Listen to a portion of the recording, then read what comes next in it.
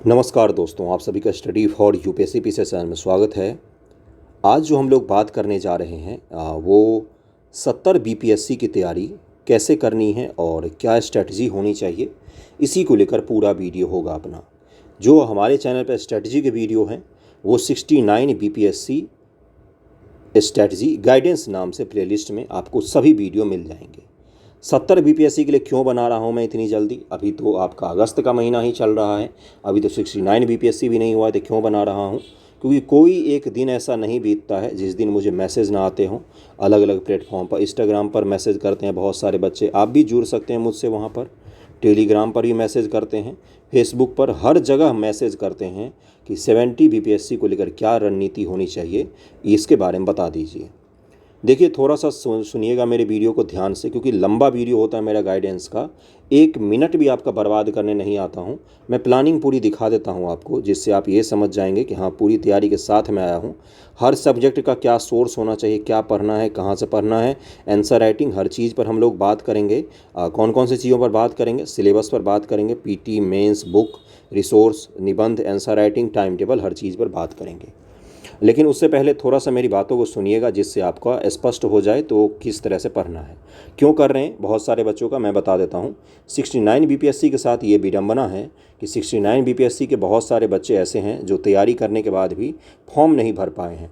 किसी का एनसीएल नहीं बना था, और किसी का आपका रेसिडेंशियल सर्टिफिकेट नहीं बना था, किसी का कुछ और कारण था, किसी ने पद के कारण नहीं भरा है, या किसी ने पैसे के कारण नहीं भरा है। बहुत सारे रीजन थे जिसके कारण बच्चों ने फॉर्म नहीं डाले हैं, और मात्र 2.5 लाख के करीब में फॉर्म डाले गए हैं। मात्र 2.5 लाख ही फॉर्म डाले गए हैं। ये पहली बार ऐसा बीपीएससी में हुआ है कि इतने कम फॉर्म डाले गए हैं।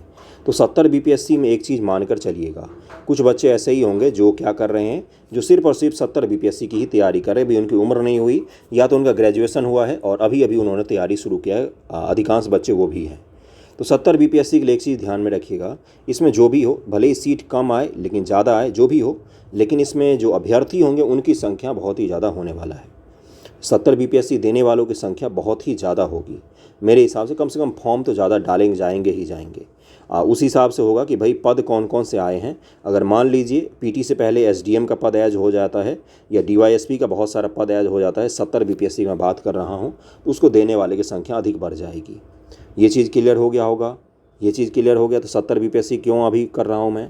क्योंकि बहुत सारे बच्चे हैं जो 69 स्किप करके 70 दे रहे हैं और 70 की भी तैयारी कर रहे हैं, उनके लिए वीडियो है। किन किन चीज़ों पर हम लोग बात करेंगे, अभी मैंने दिखाया आपको। सबसे पहले सिलेबस देखिए, मैं आपको एक चीज़ बताता हूँ। बीपीएससी की वेबसाइट पर जाइए, बीपीएससी के वेबसाइट पर जाइए, यहाँ साइड में सब कुछ लिखा रहता है। तो यहाँ पर देखिएगा एक छोटा सा सिलेबस लिखा रहता है। सिलेबस पर क्लिक करेंगे तो पहला ही सिलेबस आ जाता है 69 बीपीएससी जो सिविल सर्विसेज है बीपीएससी का, उसका सिलेबस पहले पर ही क्लिक करेंगे तो आपका पूरा का पूरा पीडीएफ डाउनलोड हो जाएगा। जो क्रम वाइज बता रहा हूँ वो करके सिलेबस रखना है अपने सामने आज से ही। ओके, सिलेबस रखने का मतलब क्या तात्पर्य होता है कि सिलेबस के अनुसार पढ़ना है, कुछ भी उठाकर नहीं पढ़ना है, और वन लाइनर पढ़ने से बचना है। अभी अब आते हैं कि एग्ज़ाम कब होगा और उसके हिसाब से तैयारी कैसे करें। सबसे पहला चीज़ तो एग्ज़ाम के जितना मैं अंदाज़ा लगवा रहा हूँ, 30 सितंबर को अपना कौन सा पीटी है, तो 69 बीपीएससी का पीटी है। ये चीज़ क्लियर हो गया होगा। पिछले साल चूँकि 67 बीपीएससी जो है वो 2 बार हुआ था 2022 ईस्वी में, इसलिए आपका 68 बीपीएससी जो है वो फरवरी में हो गया। 67 बीपीएससी आपका सितंबर में ही हुआ था, और आपका फरवरी में कौन सा एग्ज़ाम हो गया, तो 68 का हो गया था 2023 के फरवरी में। और आपका 69 कब हो रहा है, तो 69 बीपीएससी हो रहा है आपका 30 सितंबर को। तो इस बार चूँकि पेपर लीक का कोई ऐसा बहाना नहीं है आयोग के पास, इसलिए मैं जितना उम्मीद कर रहा हूँ कि अगले साल आपका 2024 में मैं गलत भी हो सकता हूँ, मेरा अंदाज़ा गलत भी हो सकता है, लेकिन अप्रैल मार्च से मई जून के बीच में एग्ज़ाम होना चाहिए। अप्रैल से मई के बीच में एग्ज़ाम होना चाहिए बीपीएससी का, जितना मैं अंदाज़ा लगा रहा हूँ इसी के बीच होना चाहिए। जिस हिसाब से जून टू जून यूपीएससी का कैलेंडर चलता है, मई टू मई और यूपी पीसीएस का कैलेंडर चलता है, उसी हिसाब से मुझे भी लग रहा है कि बीपीएससी भी चाहेगी कि 1 साल का उसका कैलेंडर स्थापित हो जाए, और अगला साल उसके लिए आइडियल है कि अगले साल से 1 साल का कैलेंडर स्थापित हो जाएगा। ये चीज़ क्लियर हो गया होगा। यानी कि हमारे पास कितना समय है, आज तारीख हो गया आपका 22 अगस्त। 22 अगस्त से आपके पास अगस्त महीना में 8 दिन बचा हुआ है। सितंबर है आपके पास पूरा, सितंबर के पास अक्टूबर है, अक्टूबर के बाद नवंबर है आपके पास, दिसंबर है, जनवरी है, फरवरी है, मार्च है। मैं इतना तक ही ले रहा हूँ। 1 2 3 4 हो गया, 5 6 7, लगभग में साढ़े 7 महीने 8 महीने अपने पास बचे हुए हैं पूरी कंप्लीट तैयारी करने के लिए। क्या इतने दिनों में तैयारी संभव है?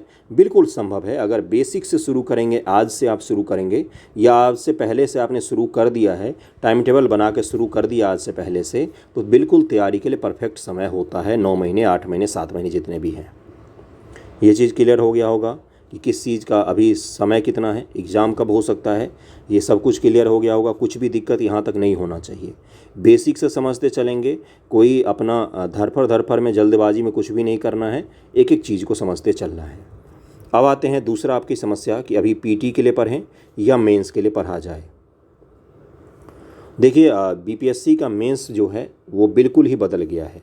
67 का मेंस, 66 का मेंस और 68 का मेंस, इन तीनों में ज़मीन आसमान का फ़र्क है। 66 का मेन और 68 का मेन में बहुत ही ज़्यादा अंतर है। इतना अंतर है कि जो 66 वाले बच्चे हैं उनको 68 के मेंस में बिठा दिया जाए तो उसी तैयारी के साथ तो फेल हो जाएंगे, एक भी पास नहीं हो पाएंगे। तो 68 का मेंस और 69 का जो मेंस होगा, 70 का मेंस भी उसी पर आधारित होना चाहिए। यानी कि मेंस में कौन कौन से पेपर होते हैं, सबसे पहले बेसिक जानकारी अगर आप समझेंगे तो पीटी एग्ज़ाम में आपका एक ही पेपर होता है और उसमें 150 सवाल आते हैं, जिसमें नेगेटिव मार्किंग अभी के हिसाब से 1/4 है। अगर 69 बीपीएससी में 1/3 भी हो सकता है। मेंस में आपके कौन कौन से पेपर आते हैं तो ध्यान से सुनिएगा। मेंस में आपके 4 पेपर आते हैं। पहला आता आपका निबंध का, हिंदी का, ऑप्शनल का, GS 1 का, GS 2 का और आपका GS 1 GS 2 ऑप्शनल हिंदी या निबंध। ये 5 पेपर हैं जिसका आपको एग्ज़ाम देना पड़ता है। कहाँ पर? तो मेंस में। तो अब आप बोलोगे कि पहले भी तो यही था, बस केवल निबंध का पेपर नहीं था, बाकी ऑप्शनल का पेपर तो था ही। पहले भी 4 पेपर होते थे, इसमें अंतर क्या आ गया है? अंतर आ गया है सवालों में। जो एनालिटिकल सवाल, विश्लेषण सवाल, विश्लेषण आधारित सवाल जो पूछे जाते हैं, अब एनालिसिस पर आधारित सवाल जो अब पूछे जाते हैं, पहले नहीं पूछे जाते थे। 67 के मेंस से और 68 के मेंस से, 67 के मेंस से मैं ख़ास तौर से कह रहा हूँ, मैंने बच्चों को GS 1 के हिस्ट्री के समय 12 टॉपिक बताए थे। उस 12 में से 6 से 7 टॉपिक सवाल आ गए, सब खुश होकर सॉल्व करके आ गए कि हाँ भाई बहुत अच्छा एग्ज़ाम गया, बात ख़त्म। लेकिन 68 बीपीएससी में GS 1 के पेपर में GS 2 के बच्चों को सवाल मिल रहे थे। GS 2 के पेपर में कुछ सवाल GS 1 जैसे लग रहे थे और निबंध पेपर तो जैसे लग रहा था कि पहली बार ही इस तरह का निबंध सुना है। यानी कि अब हमें मेंस की तैयारी अधिक स्तर से करनी पड़ेगी, अधिक गहराई से करनी पड़ेगी, समझ बनानी पड़ेगी। इसलिए मैंने पहले ही क्या बोला था कि वन लाइनर जो लोग लटते हैं, वन लाइनर जो लोग रटते हैं, उनका समय अब चला गया है। ये चीज़ क्लियर हो गया होगा, यहाँ तक में कोई दिक्कत नहीं होना चाहिए। अब आ गया है समय विश्लेषण और अध्ययन के लिए, गहराई से अध्ययन के लिए, सब्जेक्टिव अध्ययन के लिए आ गया है। नोट पढ़कर, PYQ पढ़कर अब आप मेंस को क्वालिफाई नहीं कर सकते हैं। मेंस की तैयारी एक हद से, आधे से थोड़ा सा कम यूपीएससी की तैयारी आपको करवा देगा। जिस मेंस में कौन कौन से सब्जेक्ट आते हैं अब ध्यानपूर्वक सुनिएगा, मैं ले चलता हूं, मैं जो लाया हूं लिखकर उस पर। लेकिन उससे पहले थोड़ा सा सिलेबस को ध्यान से देख लीजिए। मेंस का सिलेबस है, पीटी का सिलेबस भी किसी दिन दिखा दूंगा। पीटी का एग्ज़ाम हो जाने दीजिए 69 बीपीएससी, उसके बाद पीटी का भी सिलेबस दिखा दूंगा मैं आपको। सामान्य अध्ययन 1 में भारत का आधुनिक इतिहास और भारतीय संस्कृति लिखा हुआ है, इंडियन कल्चर लिखा हुआ है। इंडियन कल्चर का दायरा बहुत ही बड़ा है, लेकिन बीपीएससी ने अब तक उस दायरे को एक्सप्लोर नहीं किया था। तात्पर्य क्या है कि अभी तक उस दायरे में बीपीएससी घुसी नहीं थी, केवल बिहार रिलेटेड कुछ सवाल पूछकर आगे बढ़ जाती थी बीपीएससी। लेकिन अब 68 बीपीएससी में उसमें पहली बार कमाल किया कि इंडियन कल्चर जब लिखा हुआ है तो उसने कल्चर को बिल्कुल ही एक्सप्लोर करके रख दिया और उत्तर भारत के मंदिरों की विशेषता पूछ ली जो आज तक कभी नहीं पूछा गया था। उसके बाद से केव के बारे में पूछ लिया जो आज तक कभी नहीं पूछा गया था। तो यानी कि सिलेबस में जो भी हिस्सा लिखा है उसको स्पष्ट तरीके से, क्लियरिटी के साथ, डिटेल में हमें पढ़ना पड़ेगा। ये चीज़ क्लियर हो गया होगा। राष्ट्रीय और अंतर्राष्ट्रीय महत्व का घटनाक्रम, नेशनल और इंटरनेशनल करंट अफेयर लिखा हुआ है, केवल आईआर नहीं है, नेशनल और इंटरनेशनल, जिसमें नेशनल से भी सवाल पूछे जाते हैं और इंटरनेशनल से भी सवाल पूछे जाएंगे, आईआर से भी सवाल पूछे जाते हैं। आईआर के सवाल बहुत कम रहते हैं, 2 सवाल ज़्यादा रहते हैं, लेकिन नेशनल के जो करंट अफेयर हैं, देश के जो करंट अफेयर, देश की राजनीति प्रणाली से आधारित करंट अफेयर हो या कोई और टॉपिक चर्चा में हो, तो वहाँ से आपके गंभीर स्तर के सवाल पूछे। गंभीर स्तर से तात्पर्य ये है कि वहाँ से खूब अच्छे सवाल पूछे गए हैं। अब आगे बढ़ें। अगला है आपका सांख्यिकी विश्लेषण, आरेखन व चित्रण, यानी कि डेटा इंटरप्रिटेशन के आसान से सवाल रहते हैं। अगर आप प्रीवियस ईयर क्वेश्चंस को भी प्रैक्टिस कर लेंगे डेटा इंटरप्रिटेशन के डीआई का, तो आपका आसानी से ये सॉल्व हो जाएगा। इसमें कुछ भी ऐसा नहीं रहता, बस गुणा भाग में गलती नहीं करना है, अनुपात समानुपात आना चाहिए, प्रतिशत निकालना आना चाहिए। बाकी इसमें अगर आपने कैलकुलेशन सही किया है तो ये कभी भी आपका गलत नहीं होता है और आसानी से नंबर मिल जाते हैं 70 से ज़्यादा। तो ये तो भाई ठीक था भाई, GS1 का था ये। GS2 का क्या है? भारतीय राज व्यवस्था है, पॉलिटी है, गवर्नेंस पूछा गया है। पॉलिटिकल साइंस कई सारे लोग कंफ्यूज हो जाते हैं, दरअसल में गवर्नेंस है, गवर्नेंस है आपका। राज व्यवस्था का मतलब होता है गवर्नेंस। ओके। भारतीय अर्थव्यवस्था, इंडियन इकोनॉमी और भारत का भूगोल, भारत के विकास से विज्ञान और प्रौद्योगिकी की भूमिका और प्रभाव। देखिए साइंस नहीं है आपके मेंस के सिलेबस में, साइंस एंड टेक है, दोनों में ज़मीन आसमान का फर्क होता है। साइंस में प्रिंसिपल होते हैं, सिद्धांत होते हैं, उसका एप्लीकेशन होता है, उपयोग होता है साइंस एंड टेक में। तो साइंस एंड टेक है आपके मेंस का सिलेबस, न कि साइंस है। ये चीज़ क्लियर हो गया होगा। और यहाँ पर दिया हुआ है कि हर चीज़ को आपको बिहार से जोड़कर पूछा जा सकता है। बिहार की हिस्ट्री, बिहार की पॉलिटी, बिहार का भूगोल, बिहार की इकोनॉमी, इनसे जुड़ा हुआ सवाल पूछा जा सकता है। ओके।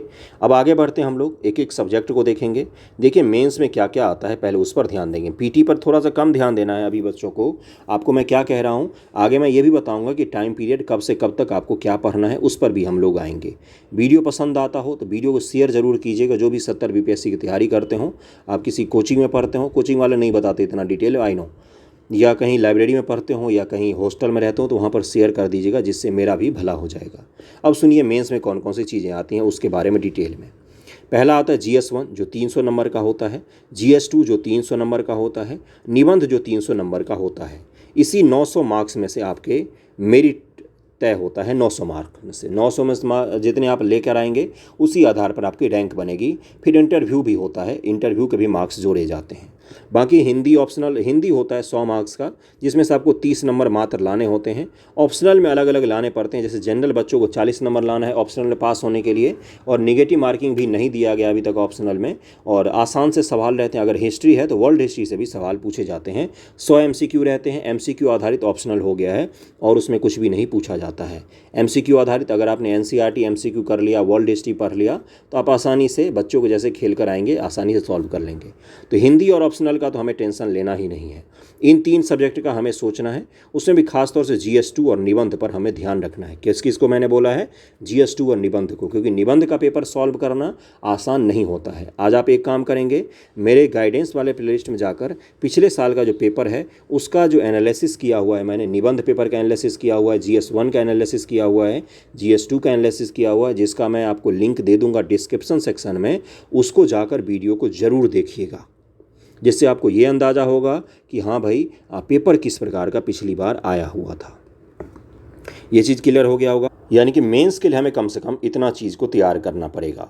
अब इसमें कौन कौन सी चीज़ें होती हैं उसको भी देखेंगे, लेकिन उससे पहले ज़रा पीटी पर फोकस कर लेते, फिर हम लोग बुक की तरफ बढ़ेंगे। कौन कौन सी किताबें आपको लेनी है पढ़ने के लिए, फिर मैं आपको ये भी बताऊँगा पढ़ा किस प्रकार से जाता है। सबसे पहला किताब हो जाता है, सबसे पहला सब्जेक्ट होता है आपका हिस्ट्री। हिस्ट्री में आपका कौन कौन सा हिस्ट्री पूछा जाता है पीटी और मेंस में? एंशिएंट हिस्ट्री, मिडिवल हिस्ट्री और आपका मॉडर्न हिस्ट्री, जिसमें आपका मेंस में एंशिएंट से कुछ सवाल आते हैं और मॉडर्न हिस्ट्री से कुछ सवाल पूछे जाते हैं। मिडिवल हिस्ट्री से मेंस में सवाल नहीं पूछे जाते हैं। हाँ, लेकिन इंडियन कल्चर लिखा हुआ है तो हो सकता है आपसे मुग़ल स्थापत्य के बारे में पूछ लिया जाए या आपसे दिल्ली सल्तनत का स्थापत्य के बारे में पूछ लिया जाए, तो ये चीज़ संभव है। विजयनगर का स्थापत्य के बारे में पूछा जाए, ये भी संभव है कि उसके बारे में पूछो, क्योंकि इंडियन कल्चर लिखा हुआ है। संस्कृति में भवन निर्माण से लेकर पेंटिंग से लेकर नृत्य से लेकर गीत से लेकर सब कुछ शामिल होता है। इसलिए अगर वहाँ से सवाल पूछता है तो उसमें कोई दो राय नहीं होना चाहिए। बाकी जो सामान्यतः सवाल पीटी में ही तीनों हिस्से से पूछे जाते हैं, एंशिएंट हिस्ट्री, मिडिवल हिस्ट्री और मॉडर्न हिस्ट्री। हिस्ट्री में 3 सेक्शन हो गया। पॉलिटी, पॉलिटी में भी दो हिस्सा है, एक है आपका बिहार स्पेशल और एक है आपका सामान्य राज्य व्यवस्था जो होता है वो, इंडियन पॉलिटी जिसको कहते हैं, भारत की राज्य व्यवस्था जो है। बिहार स्पेशल से आपके पीटी में सवाल पूछे जाते हैं। मेंस में जो सवाल पूछा जाता है वो करंट अफेयर को जोड़कर पूछा जाता है। जैसे मान लीजिए राज्यपाल का पद चर्चा में है तो उससे पूछ लिया जाएगा, या मान लीजिए राज्य सरकार ने जो कुछ फैसले लिए हैं वो अगर चर्चा में है तो उससे पूछ लिया जाएगा, या केंद्र राज्य संबंध से पूछ लिया जाएगा। ओके, बाकी पीटी में पॉलिटी से कुछ सवाल अच्छे पूछे जाते हैं और आसान रहते हैं सवाल। इसके लिए ज़्यादा टेंशन आपको लेना नहीं, आगे मैं बुक भी बताऊँगा, प्रैक्टिस करने का भी बताऊँगा। ओके, अगला है आपका इकोनॉमिक्स। इकोनॉमिक्स में दो सेक्शन है। मेंस के लिए अगर मैं बात करूं तो मेंस में बिहार स्पेशल से पूछे जाते हैं, भारत सरकार की योजनाएं पूछ ली जाती हैं, बिहार सरकार की योजनाओं के बारे में पूछ लिया जाता है, या इकोनॉमी में गरीबी के बारे में आपसे पूछा जा सकता है, बेरोजगारी के बारे में पूछा जा सकता है। इन सब टॉपिक से आपसे सवाल पूछे जा सकते हैं। और पीटी में आपका budget economic survey, budget economic survey, इसके अलावा भारत सरकार का बजट और इकोनॉमिक सर्वे, बिहार सरकार की योजनाएं, भारत सरकार की योजनाएं, इन्हीं से बेसिक सवाल पूछे जाते हैं पीटी में। पीटी में कुछ सवाल एनसीईआरटी से ही पूछे जाते हैं इसमें, इसलिए एनसीईआरटी पढ़ना इसके लिए आवश्यक हो जाता है, जो मैं आपको आगे बताऊंगा। बिहार स्पेशल की बात करें तो बिहार स्पेशल अभी मैंने आपको, देखिए स्टार जिस चीज़ पर लगा हुआ है उसको विशेष रूप से ध्यान रखिएगा। हिस्ट्री बिहार स्पेशल, साइंस और आपका नीचे करंट अफेयर है और ज्योग्राफी। अगर इन 3 सब्जेक्ट को अगर आपने तैयार कर लिया, करंट अफेयर, उसके बाद से साइंस, हिस्ट्री और ज्योग्राफी, इनको तैयार कर लिया तो पीटी आपका आसानी से क्लियर हो जाएगा, कहीं कोई रोकने वाला नहीं रहेगा। तैयार करने का क्या तात्पर्य है?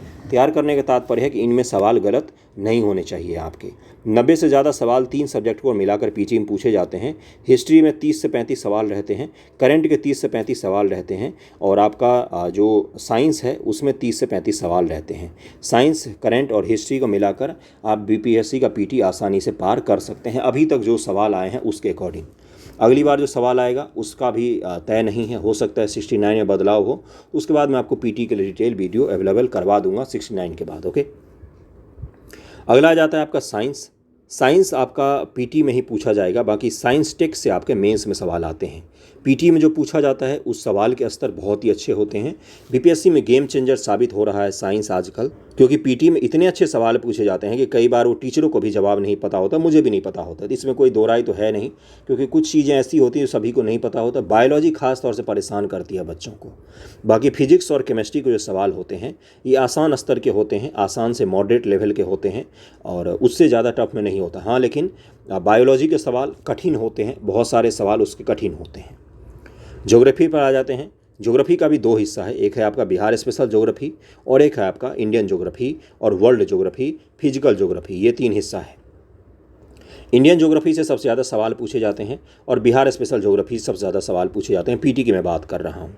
मेंस में जो सवाल पूछे जाते हैं ज्योग्राफी में, वो करंट में अगर कोई चर्चा में है टॉपिक तो वहाँ से पूछ लिया जाता है। बाकी भारत सरकार के मतलब इंडियन ज्योग्राफी से ज़्यादा सवाल पूछे जाते हैं। और आपका आपदा प्रबंधन से भी पूछा जाता है। डिजास्टर मैनेजमेंट नाम का एक टॉपिक होता है, जिससे बाढ़ को मैनेज कैसे करें, भूकंप को मैनेज कैसे करें, लैंडस्लाइड को मैनेज कैसे करें, सुनामी आ गई है तो क्या करें, या फिर चक्रवात आ गया है तो क्या करें। इस तरह के सवाल आपसे कॉन्सेप्चुअल पूछे जाते हैं। शब्द पर ध्यान दीजिएगा, कॉन्सेप्चुअल, रट के आप नहीं कर सकते हैं।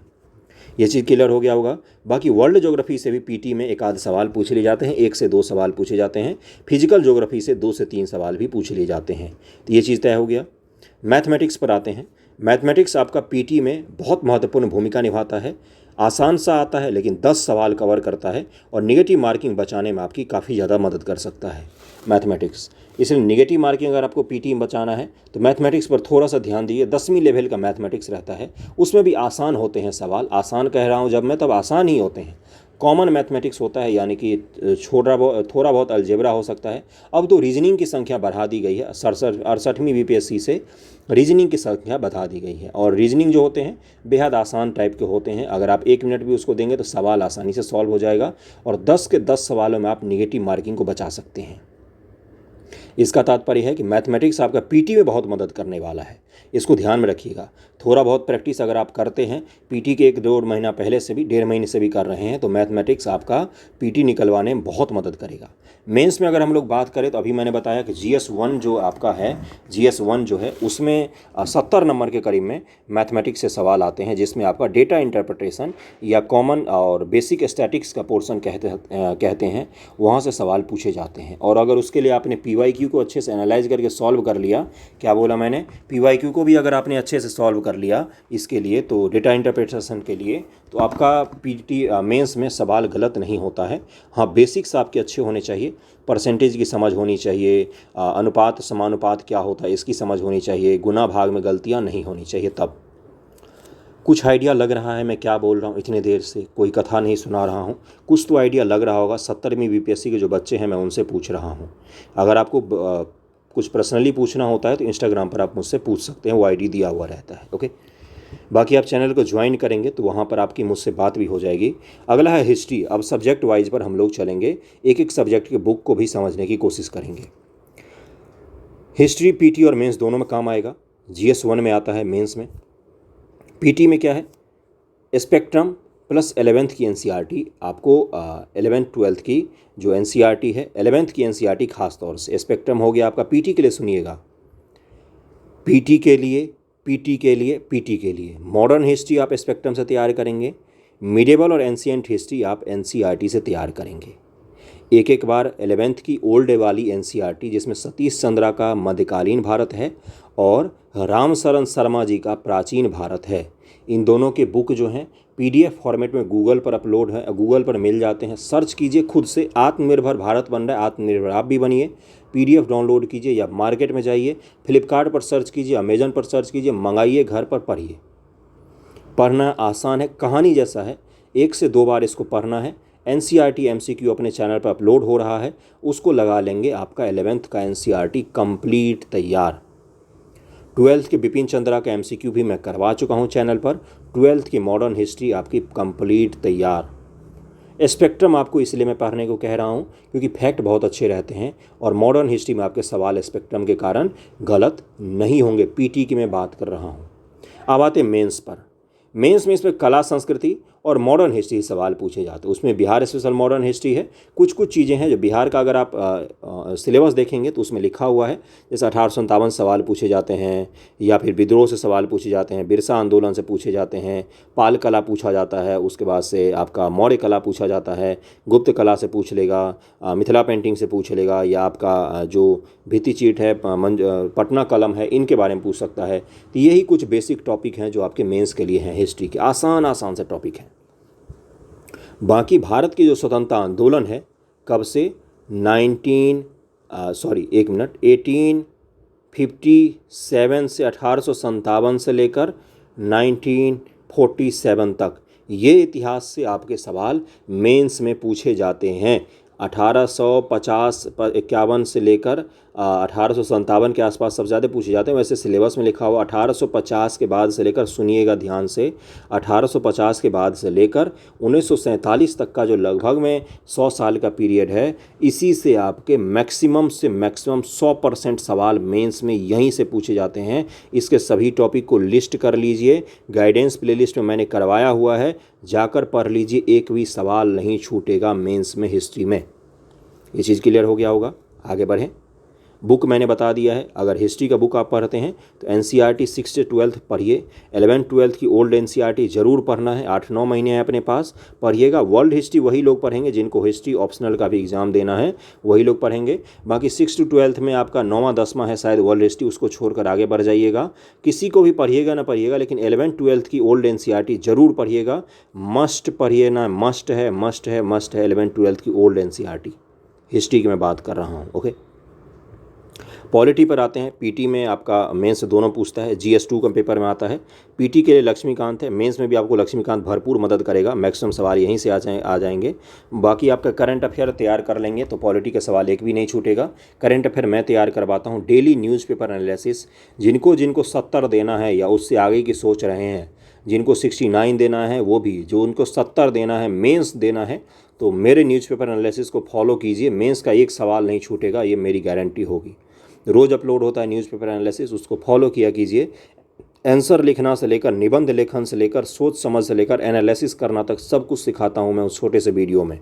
इससे उसको अगर सीरियसली फॉलो करेंगे तो कभी आंसर राइटिंग में, निबंध लेखन में, समझ बनाने में कभी जीवन में दिक्कत नहीं आएगी। बाकी इसके लिए आप 9 to 12 एनसीईआरटी ज़रूर पढ़िएगा। 12th की एनसीईआरटी दोनों हिस्सा पढ़िएगा, वर्ल्ड हिस्ट्री का, वर्ल्ड आईआर का भी पढ़िएगा। आईआर आपका सिलेबस का भाग है GS1 का, तो इसलिए आईआर का एनसीईआरटी भी है 12th की एनसीईआरटी में। 9 to 12 का एनसीईआरटी पढ़िए और लक्ष्मीकांत पीटी से पहले पढ़ना है, बाकी कुछ भी नहीं पढ़ना है, आराम से रहना है, चिल होके। ओके। साइंस के लिए देखिए, मैं एक ही बुक रिकमेंड करता हूँ। बहुत सारे लोग परीक्षा वाणी वगैरह की करते होंगे, लेकिन मेरा ये मानना है कि साइंस के लिए समझ ज़रूरी होता है, और समझ के लिए अगर आपका कोई वीडियो लेक्चर अवेलेबल होता है कहीं पर तो वो पढ़ सकते हैं आप। बाकी अगर मैंने आपको साइंस पढ़ाया तो मैं भी पढ़ा दूंगा अगर मुझे समय मिला तो 70 बीपीएससी से पहले। लेकिन अगर आप खुद से पढ़ना चाहते हैं तो 6ठी से 12वीं तक का एनसीईआरटी पढ़िए, जिसमें 11th 12th में आपको पढ़ने में दिक्कत हो सकती है क्योंकि अलग अलग सब्जेक्ट हो जाते हैं, थोड़ा सा डीप हो जाता है। बाकी आप 6ठी से 12वीं तक का एनसीईआरटी पढ़िए और इसका MCQ लगाइए। एक भी सवाल आपके पीटी एग्जामिनेशन में गलत नहीं होंगे। पीटी में ही पूछा जाता है, मेंस में साइंस से सवाल नहीं आते हैं। अब आ जाते हैं बिहार स्पेशल पर। बिहार स्पेशल पीटी और बिहार स्पेशल मेंस कैसे इसको कवर किया जाए। पीटी के लिए एक शब्द बोलूँगा। बिहार स्पेशल पीटी को लेकर केबीसी नैनो के पीटी की बुक आती है, या दृष्टि बीपीएससी पीटी की बुक आती है, दृष्टि बिहार समग्र पीटी, दृष्टि बिहार समग्र पीटी, या केबीसी नैनो पीटी, या आपके पास क्राउन का बीपीएससी पीटी का जो भी बुक होगा उसको उठाइए, आसानी से 1 से 2 बार पढ़ जाइए। और बीपीएससी में पीवाईक्यू जो भी पूछा गया, पीटी पीवाईक्यू बिहार स्पेशल का जो भी पीटी में पीवाईक्यू आया हुआ है उसको जाकर पढ़ लीजिए। बिहार स्पेशल से एक सवाल नहीं गलत होंगे आपके पीटी में। ये चीज़ क्लियर हो गया। कोई अगर मान लो बतख मियाँ वाला सवाल जैसा कुछ ऐसा उटपटांग पूछ ले तो ठीक है, नहीं तो आपके 95% सवाल जो है वो यहीं से पूछे जाते हैं, और पीवाईक्यू से ही मैक्सिमम सवाल आपके कवर हो जाएंगे। बहुत आसान है बीपीएससी बिहार स्पेशल पीटी को कवर करना, और इसलिए आसान है तो मैं आपको क्या बोलूँगा कि ये आपका स्कोरिंग भी होगा, बोनस मार्क्स मिल जाता है इसमें, आसानी से आप पूरा कंप्लीट कर सकते हैं। अब आते हैं बिहार स्पेशल मेंस में। GS1 GS2 सब में पूछा जाता है। GS1 में आपके बिहार स्पेशल हिस्ट्री से सवाल पूछा जाता है, जो मैं आपको पहले ही बता चुका हूँ। बिरसा आंदोलन, वहाबी आंदोलन, पटना कलम, ये सबसे सवाल पूछे जाते हैं। GS2 में आपका बिहार के पॉलिटी, बिहार की इकोनॉमी, बिहार के भूगोल से सवाल पूछे जाते हैं। इसके लिए आप जो BPSC की बुक आती है, दृष्टि IAS की बुक आती है BPSC मेंस, दृष्टि IAS BPSC मेंस, या केबीसी नैनो BPSC मेंस को ले सकते हैं। उसको अच्छे से पढ़िएगा तो आपका समझ बन जाएगा और आप आसानी से कर लेंगे। बाकी मैक्सिमम सवाल करंट अफेयर से पूछे जाते हैं तो आपका सवाल नहीं छूटेगा। अब इकोनॉमिक्स पर हम लोग आ जाते हैं। इकोनॉमिक्स देखिए GS2 में पूछा जाता है और आसान स्तर के सवाल होते हैं, करंट अफेयर से जुड़े हुए सवाल होते हैं। करंट का भी मैं बुक लिस्ट बताऊँगा, चिंता मत कीजिएगा। पीटी में आपका बजट और सर्वे से सवाल मैक्सिमम पूछा जाता है। बजट, सर्वे, करंट अफेयर, इन्हीं से सवाल पूछे जाते हैं। लेकिन इकोनॉमिक्स के लिए सबसे बेसिक चीज़ क्या होता है, ज़रूरी समझ बनाना ज़रूरी होता है। मेरे चैनल पर भी अपलोड है, इकोनॉमिक्स प्लेलिस्ट में जाइए और बेसिक 7 से 8 है लेक्चर अपलोड हैं। अगर उसको आपने देख लिया तो इकोनॉमिक्स में आपका बेसिक कॉन्सेप्ट बिल्कुल क्लियर हो जाएगा। आज के बाद कभी कोई दिक्कत नहीं होगा। बाकी आप खुद से पढ़ना चाहें तो 9 to 12 एनसीईआरटी पढ़िए। 12th में 2 एनसीईआरटी है, माइक्रो और मैक्रो। तो मैक्रो इकोनॉमिक्स आपको पढ़ना है, समष्टि अर्थशास्त्र आपको 12th का पढ़ना है, समष्टि अर्थशास्त्र पढ़ना है, मैक्रो इकोनॉमिक्स पढ़ना है।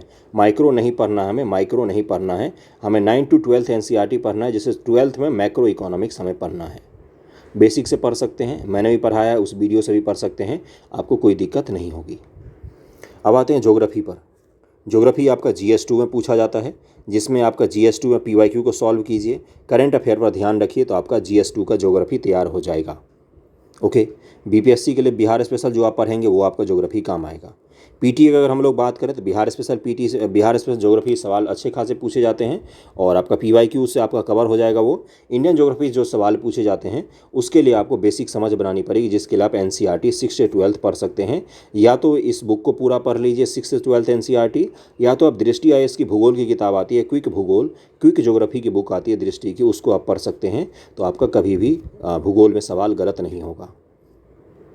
साइंस एंड टेक केवल और केवल मेंस से पूछे जाते हैं। इसके सेलेक्टेड टॉपिक हैं जो आपको मेंस से पहले मैं आप बता दूंगा। करंट अफेयर पर अब हम आ गए। करंट अफेयर बहुत ही इंपॉर्टेंट सेक्शन है। करंट अफेयर मेंस में सारे सवाल लगभग में करंट अफेयर से रिलेट करके आते हैं, अगर मैं हिस्ट्री के पोर्शन को छोड़ दूँ तो।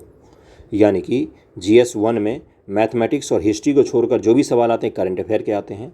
GS2 में 99% सवाल जो रहते हैं करंट अफेयर के रहते हैं। ये चीज़ क्लियर हो गया होगा।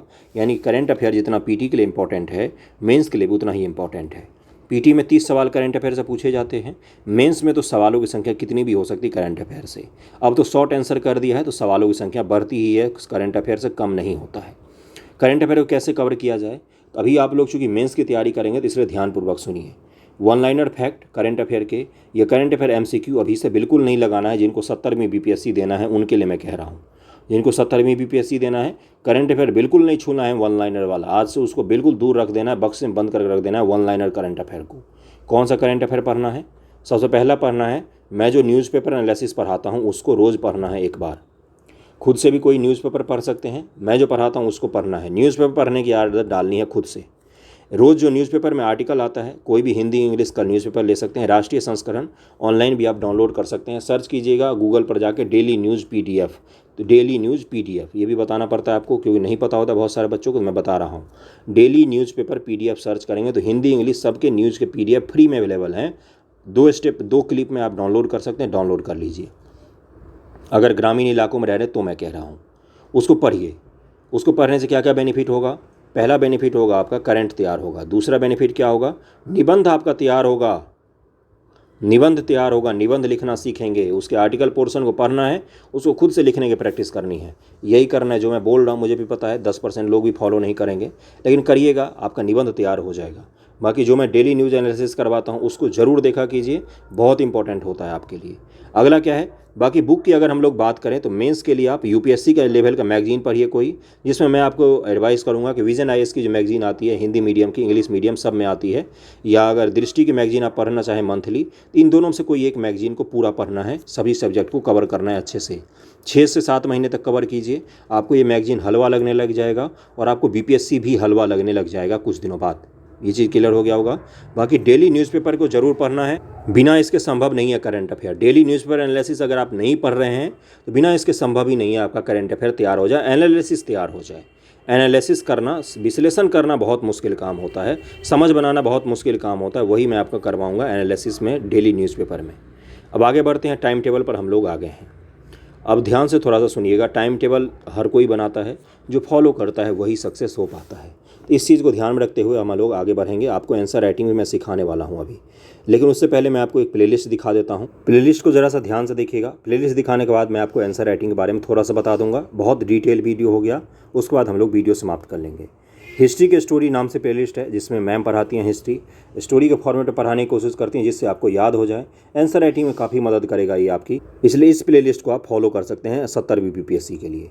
उसके बाद से हम लोग कहाँ पर आएंगे? उसके बाद से मैं आपको लेके आऊँगा नीचे। ये सब आपको नहीं पढ़ना है, ये सब ही आपको एमसीक्यू वगैरह नहीं पढ़ना है। न्यूज़पेपर डिस्कशन जरूर पढ़ा कीजिए। 86 वीडियो अपलोड कर चुका हूँ न्यूज़पेपर डिस्कशन के, रोज़ अपलोड होता है लगभग में।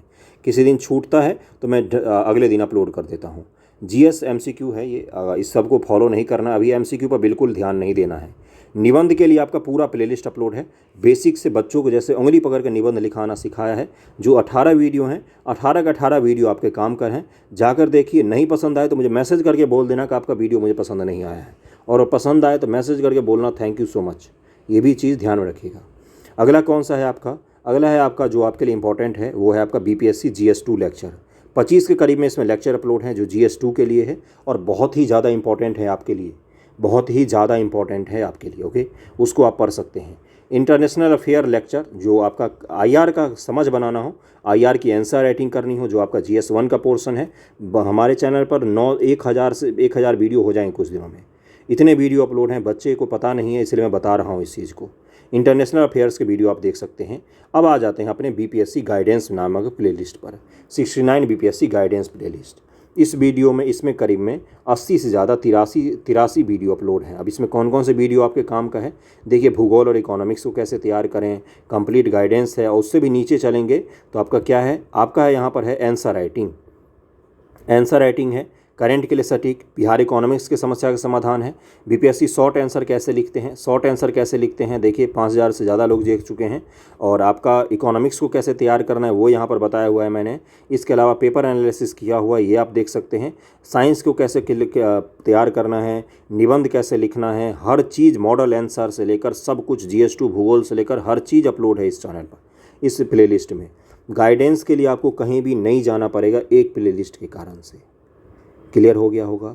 इतना किसी भी चैनल पर बीपीएससी के लिए मटेरियल अपलोड ही नहीं है। ओके, ये चीज़ क्लियर हो गया होगा। प्लेलिस्ट भी मैंने दिखा दिया है, गाइडेंस भी बता दिया है, सब कुछ मैं कर सकता हूँ, लेकिन एक चीज़ नहीं कर सकता हूँ, आपके बदले में पढ़ाई नहीं कर सकता हूँ, वो आपको ही करना पड़ेगा। टाइम टेबल को ऐसे मैनेज कीजिएगा, 21 अगस्त से लेकर 21 नवंबर तक या 10 सितंबर तक कम से कम 3 महीने में एक बार कम से कम सब सब्जेक्ट को पढ़ जाइए, या हो सकता है एक बार सभी सब्जेक्ट को नहीं करें तो कुछ सब्जेक्ट को तो आप कर ही सकते हैं। आंसर राइटिंग सीख सकते हैं 3 महीने में, आप निबंध लिखना सीख सकते हैं। बहुत सारे बच्चों को सिखाया, आपको भी सिखाऊंगा। 69 बीपीएससी पीटी होने के बाद आपका आंसर भी चेक हो जाएगा। अभी तो आंसर नहीं चेक करता हूँ मैं, उसके बाद आंसर राइटिंग भी चेक करूँगा मैं। ओके, आंसर राइटिंग कैसे करना है, सोर्स अभी क्या है इसका, वीडियो बहुत सारे दिखाएं, उसको जाकर देखिएगा तो आपको लिखना सीख जाएंगे। सोर्स में क्या है, कोई भी पीवाईक्यू की बुक ले ली है, सॉल्व मेंस सॉल्व की बुक लेनी है, यूपीएससी लेवल का, UPSC PYQ, UPSC previous year question, PYQ का मतलब होता है previous year question, solve paper उठाकर लाना है, उसके क्वेश्चन को पढ़ना है, आंसर को पढ़ना है और उसको अपने शब्दों में लिखना है, चोरी नहीं करना है, अपने शब्दों में लिखना है। अभी आप केवल यही कीजिए। और बीपीएससी के पीवाईक्यू के लिए केवीसी नैनो की बुक आती है, अनसॉल्व्ड वाला लेना है। केवीसी नैनो मेंस बीपीएससी की बुक आती है, जिसमें पतली सी बुक होती है, जिसमें सारे बीपीएससी के क्वेश्चन रहते हैं। उसको जाकर देखिए थोड़ा सा और उसको पढ़ने की कोशिश कीजिए, उसको लिखने की कोशिश कीजिए। ओके, आज का गाइडेंस वीडियो आपको कंप्लीट रूप से गाइड करने के लिए मैंने बनाया था। उम्मीद करता हूँ कि गाइडेंस हो गया होगा, थोड़ा सा 70 बीपीएससी को लेकर आइडिया हो गया होगा। ओके, वीडियो जैसा भी लगा हो अपनी प्रतिक्रिया ज़रूर दीजिएगा, जैसा भी लगा हो, अच्छा लगा हो, बुरा लगा हो। थैंक यू सो मच आप सभी का देखने के लिए।